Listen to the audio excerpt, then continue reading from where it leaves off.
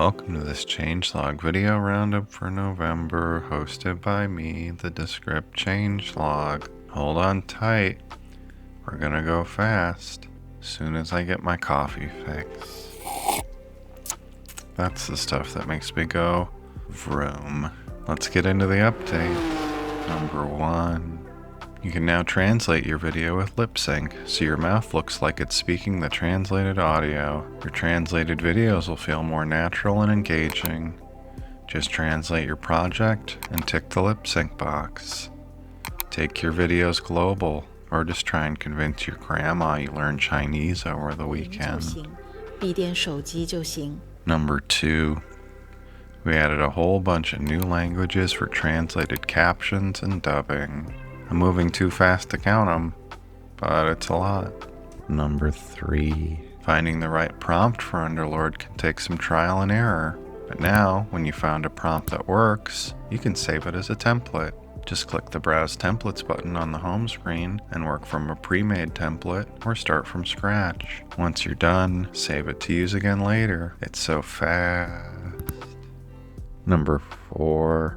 When you have a video that's not quite the right length, or needs to end a certain way, remaking it is super slow. We hate slow around here. So now you can click the Underlord button in the scene editor and select Extend Video. AI will create a few more seconds of that video. You can use it to make something longer or to make it weirder. Number 5.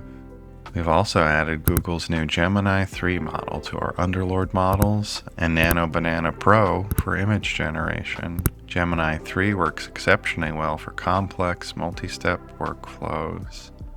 Nano Banana Pro improves every aspect of image generation and is particularly good at generating legible text. Number 6. It's that time again. You know you love it. It's the scrolling list of bugs we fixed this month. We're moving fast here, so try not to blink. And that's all the updates we made in November. Well, most of them. I was picking up the pace this month and may have skipped a few things, but you can check my link in the description to get all the little details. I've been the Descript Changelog, and I'll see you next time.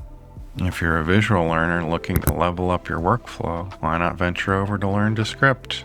It's full of guides, tutorials, and feature deep dives that'll show you the best ways to get work done in Descript. It's like a university for Descript, but with no reading or marching bands.